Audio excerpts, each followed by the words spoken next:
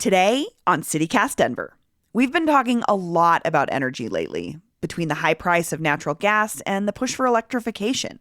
But there's one energy source that often gets overlooked: nuclear power. Back in February, Republicans in the State House put forth a bill that would have reclassified nuclear as, quote, clean energy under state law.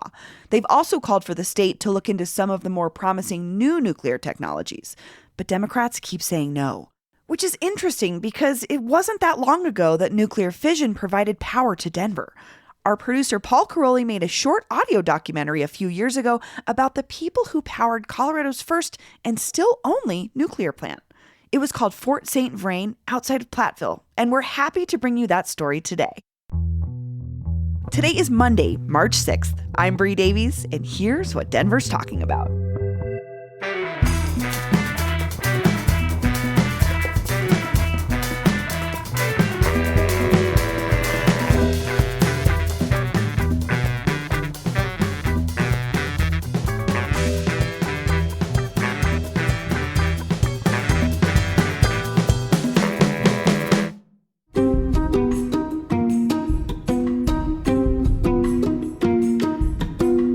My tour of Fort St. Vrain earlier this summer began at the Visitor Center, which doubles as a museum dedicated to the history of the plant. Hello. All right, great. You walk in the front door, turn right past the bathrooms, and bam, you're in 1965. The Public Service Company of Colorado has just contracted a company called General Atomic to build Colorado's first nuclear power plant at the confluence of St. Vrain Creek and the South Platte River. They named the plant after an old fur trading fort in the area, Fort St. Vrain. We're walking through the Visitor Center at St. Vrain. It is open by appointment all year round. My tour guide that day was Gary Witherspoon, one of the longest-serving employees at Fort St. Vrain. He started there in 1984, and he's proud of the plant's old reactor. So this is a model of our reactor at HTGR, high-temperature gas-cooled reactor. Now you got to remember this was put together, designed roughly in the mid-60s. The faded plastic model standing before us looked older than I am. There were flecks of paint missing, and all the sharp edges were worn from years of curious school children and their prying fingers.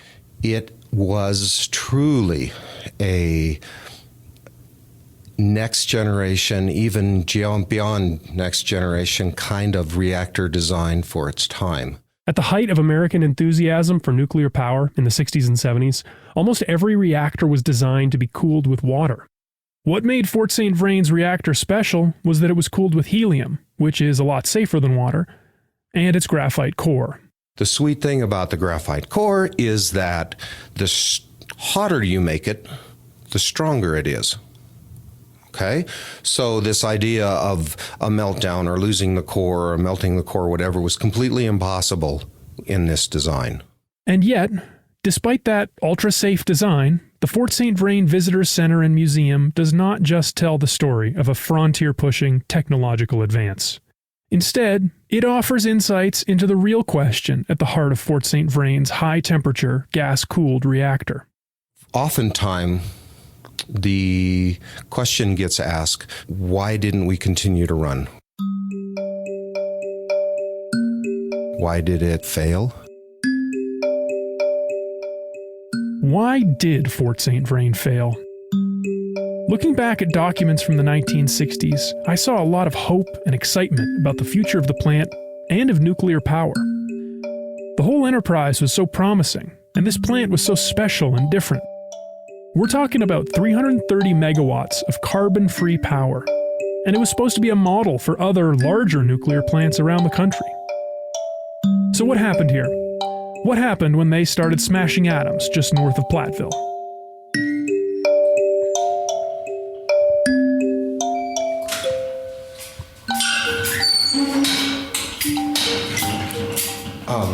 At this point, you're completely tied to me as a visitor until I escort you outside, even today. All right, you got it. When Gary and I were done in the visitor center, he walked me through the old security checkpoint over to the plant itself. It doesn't look like the typical nuclear power plant. There's no cement dome, there are no cooling towers. It's more of a giant, windowless beige building. And inside the front door, An endless maze of pipes, all different sizes, shapes, and colors. A power plant is kind of like the human body. It's made up of many systems.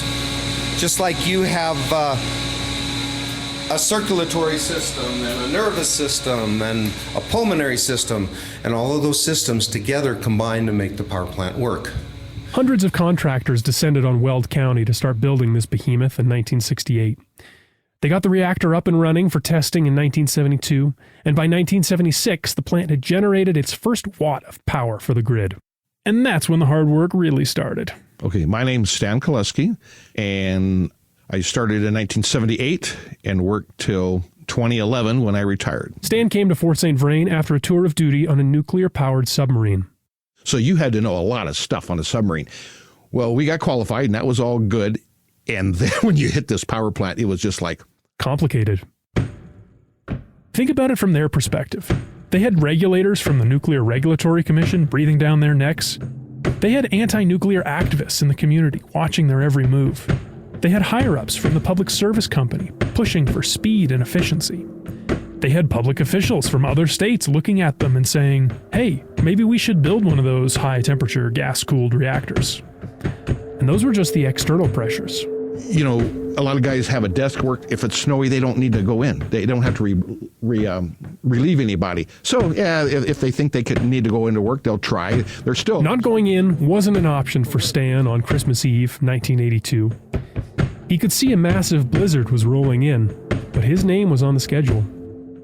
So Christmas 82, had my appendix out, and I went up there after calling, and they said, yeah, it's not too bad. So I went in and got caught up there with my stitches leaking. The storm was so bad that Stan had to stay at the plant for 30 hours, rotating shifts with the few other control room operators that were able to make it in. Again, no pat on the backs. It's something that was there. You thought you had to get in and relieve your guy so he could go home. And it was just, you didn't pound drums. It was just in your part of your logic. I got to get out there, and that's my job. A lot of the workers I've talked to say that the pressure bred a strong sense of professionalism and camaraderie. I get the sense that they all actually enjoyed working together. Well, in Platteville, there's a restaurant called the Doubletree. Ted Borst started at Fort St. Vrain as a radiation protection manager in 1980. And when Public Service Company built Fort St. Vrain, they added on a bar to that restaurant called the In-Between. And the rumor is the only reason that bar was put on there was because of Fort St. Vrain, and it was often pretty crowded with Fort St. Vrain folks. One regular at the Doubletree? Betty Inoue, nuclear documents clerk at Fort St. Vrain starting in 1981. We worked hard together. We partied hard together. Everybody socialized together. And a lot of people got married out there. A lot of people got divorced out there. At any given time, there were between 500 and 600 people working at the plant, and they worked hard. You work hard like that. And I think especially at that time, it was probably a stress reliever. But every time we got the plant up to power and stuff, we'd have a party. And the Doubletree restaurant right there in Platteville was our hangout. And we would all go hauling over there after work, and everybody would be drinking like crazy and get done. Everybody's probably half crocked, and we'd all go off to our little merry homes and go to Longmont or Greeley or Johnstown or Denver or whatever. And I'm sure there were many of us that probably shouldn't have been driving, but we did. The employees of Fort St. Vrain grew close over the years. So close that many of them still meet up every month at the visitor center to share a cup of coffee, some donuts, and swap stories about the good times. That's where I met Phil Barely and heard his famous watch story. There's one instance that happened to me that it just opened people's eyes when it happened. The way Phil tells it, he was working away as a fuel handler when he got a call from the health physics department. So those are the people that handled any radiation-related health issues. They call me and they says, you get up here right now. You get up here to radiochemistry now. And I went up there, and Vern McGaffick, he says, here's a bottle, a bunch of bottles and stuff. He says, we need soil samples from your house. We need water samples from your drinking water. We need everything. And I go, why? And he said, your tritium level, which is an isotope of hydrogen, He says, your tritium level in your body is higher than what's in the primary coolant in the reactor. Okay, so quick primer on radiation. Tritium emits radiation in the form of beta particles. These aren't the strongest form of ionizing radiation, but they aren't the weakest either. Basically, what you have to know now is that if they get inside the body, that's bad news. Well, anyway, he says, we got to find out where it's coming from. And I go, look at something first. And I took off my Timex watch that had a tritium dial on it. The tritium lighted up your numbers. And he took my watch, he put it inside a plastic bag, inside a plastic bag, inside a plastic bag, and sunk it for 24 hours in a jug of water. And then he counted it through the big instruments that they have. And I went the next day, and he says, you don't get your watch back. He says, your watch is leaching tritium through the back of the watch, the seal is broken, and it's going in through your skin, and it's in your body. Now, Phil is okay. He told me he didn't suffer any serious health effects. The only real problem for him personally was that he was out of watch, which is kind of incredible, right? But it had to do with Timex, nothing to do with the nuclear plant you were... To do with our plant, but our plant detected it. Timex, as a result of that, no more tritium dials on watches. As a result of that incident. Part of that, yeah. I mean, that and other incidents. So I looked into this story about Timex and tritium, and I couldn't find any direct link between Phil's watch or any other specific incident and Timex's decision to take tritium out of their watches. It does seem to be the case that Timex replaced the tritium with safer glow-in-the-dark material around this time. So there might be something to it. But that's not really the point of this story, is it? And he was here several months ago at the other little thing, and the first thing when I walked up to him, I go, hi, Vern. And he goes, hey, Phil. He goes, the watch. He remembered it. You know, that was one of the instances where what they were doing was exactly what they were there to do.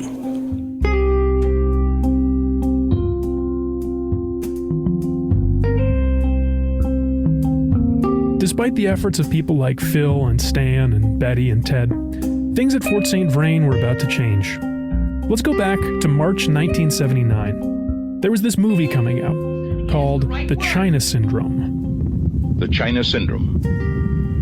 The harder they try, the more resistance they meet. They've got their own security man. Do you hear what I'm saying? Do you want me to make it any clearer? The closer they get, the more threatening it becomes. It's got kind of an interesting premise, to me at least. Jack Lemmon, Michael Douglas, and Jane Fonda team up to investigate safety concerns at a nuclear power plant. They uncover a conspiracy that goes all the way to the top. And it all builds up to a really tense scene with Lemmon in the control room frantically trying to shut down a reactor on the verge of a total meltdown. He's trying to operate it, and just for Hollywood, you have all these people trying to break in, knock on a door, electricians holding pieces of schematics saying, oh, well, we can get it shut down and give me 20 minutes so we can get it shut down, as if Jack Lemmon has total control in that control room. Well, that's a joke because, as I told you at the plant, any reactor operator worth his salt could shut that plant down 24 to 30 different ways outside the control room. Stan Koleski remembers seeing The China Syndrome in the theater with one of his colleagues. I was watching the crowd because this gentleman and I were getting pretty upset watching a movie, and they were just like, wow, rigid, and getting ready to freak out. And anyway, we actually had a couple people that we heard them after the movie like, oh, is that, they were traumatized. Not everybody, but there was people like really looking, and they took that to heart. And then a couple, and this gentleman, Mike, and I were sitting there like, we were, let's say, doing our own critique on it, like hopefully in decent language. And a couple of these people that were scared, they go, well, do you know something about it? And we don't remember details, but either we heard them, they heard us, and we just pulled them aside there in the walkway. And we said, no, this is totally wrong. This wouldn't happen. This is, and boy, it kind of reassured them. They felt a lot better, but they were spooked. Stan and Mike didn't know it yet, but all their efforts to calm people down were about to be completely reversed. And then some. For many years, there has been a vigorous debate in this country about the safety of the nation's 72 nuclear energy power plants. That debate is likely to be intensified because of what happened early this morning at a nuclear power plant in Pennsylvania. was 12 days after the China Syndrome premiered in theaters, one of the reactors at 3 Mile Island partially melted down. a cooling pump broke down, and the plant did just what it was supposed to do, shut itself off. But not before some radioactivity had escaped. We have 2 reports. It was the worst accident in the history of American nuclear power, and it had an immediate effect on public opinion. All plans for new nuclear plants, including plants based on similar high-pressure helium-cooled designs, were scrapped. That meant that the special fuel that they used at Fort St. Vrain never dropped in price. And high fuel prices weren't the only issue. The unique design of Fort St. Vrain's helium-cooled reactor was proving to be more trouble than everyone expected. Maybe a drop of water got into the reactor and the whole thing needed to be shut down, or maybe there were new safety tests to run, or maybe some old parts were worn and they needed replacing. It was always something, and it was always expensive. So, in the mid-'80s, there were several efforts by consumer groups to say, hey, Fort St. Vrain isn't working. And why should the ratepayer pay for a power plant that's not working? And that's a hard one to argue with, because Ted says that these arguments led public utilities to take Fort St. Vrain out of the rate base. That meant that it would be treated like a private power plant, rather than just another plant supplying power to the grid. The idea was we ought to be able to sink or swim on our own merits. And even though the mid to late 80s were some of Fort St. Vrain's most productive years, it wasn't enough. And so in the late 80s, the board of directors said, hey, we're not going to purchase more fuel for this plant because we're not operating well enough to justify that, so we're going to shut down.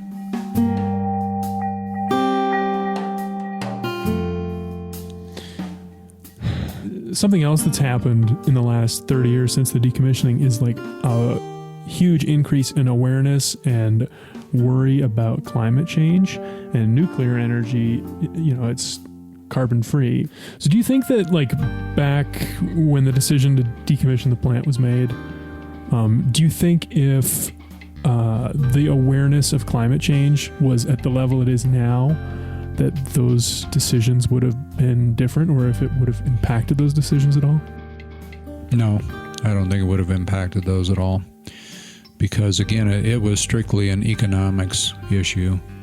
And I don't think Public Service Company really wanted to operate that facility anymore. It was just a pain for everybody. Didn't work very well. There were members of the public that didn't like it, members of the Public Utilities Commission that weren't strong supporters. And so it was just, it just had run its course.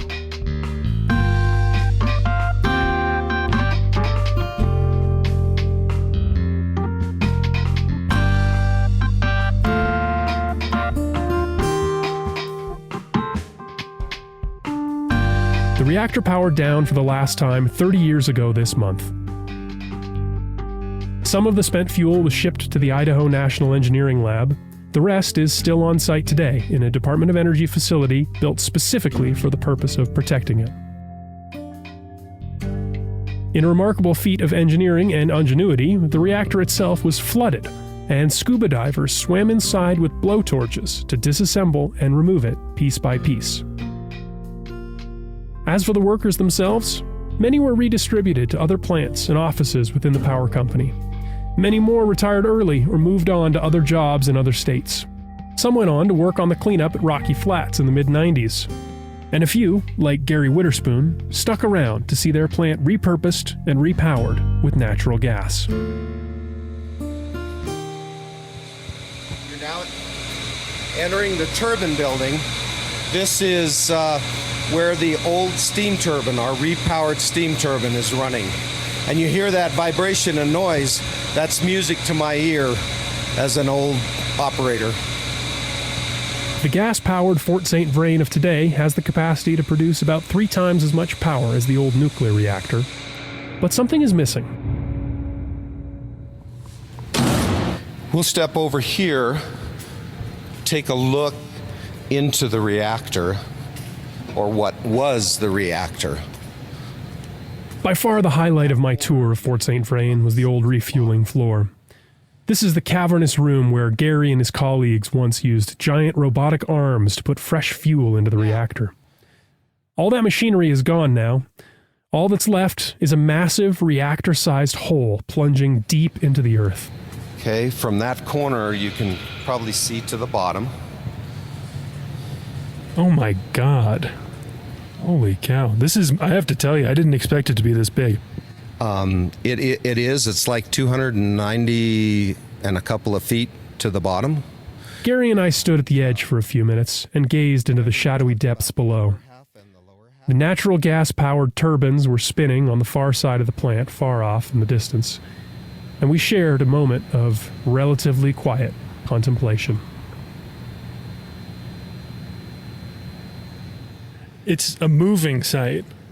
It's like regular language doesn't capture this. Do you ever think about poetry when it comes to this place? Ghosts of struggle. And in a way, it's good. It was very clean. We proved that the technology was incredibly clean. We proved that it would work, but incredibly sad at the same time, because it feels like we failed to allow the whole world for that matter, to step forward into a next generation kind of nuclear power. There's a tunnel in the mountainside with dynamite. They blew it wide to mine out the uranium that they used to build the bomb.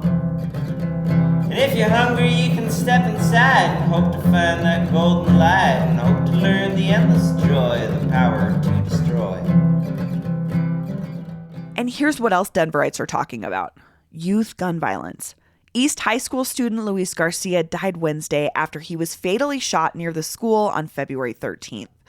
That prompted more than 1,000 East High School students, led by a group called Denver East Students Demand Action, to walk out of their classes in protest last Friday. According to 9 News, the group was calling for new laws to protect youth from gun violence, including the bill currently in front of state lawmakers that would raise the legal age to buy a firearm from 18 to 21. Garcia wore number 11 for the East High Angels soccer team, and if you're interested in supporting his family, I'm going to drop a link to the GoFundMe his teammates started in our show notes. And finally, a moment of joy. This moment of Denver joy comes to us from a listener. Hi, Bree and CityCast. My name's Allison Torvik. I live in City Park West. And my moment of joy in Denver, and when I felt most connected to Denver, was this morning.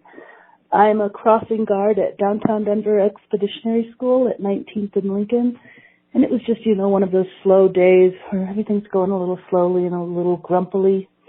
But then, I rode my bike down about a mile, got my big stop sign, and sat on the corner and watched kids skip and run into school and say, hi, Allison, and look what I have, and skip, and it's just, Denver is full of joy. And if you're looking for that sort of joy, I would recommend calling Denver Public Schools and see if you can be a crossing guard. It's really easy and really, really fulfilling.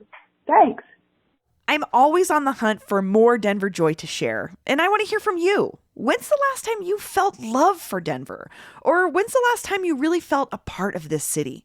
Leave us a voicemail with your name and neighborhood, and you might hear it on the show. Our Moment of Joy hotline is 720-500-5418. Again, our number is 720-500-5418.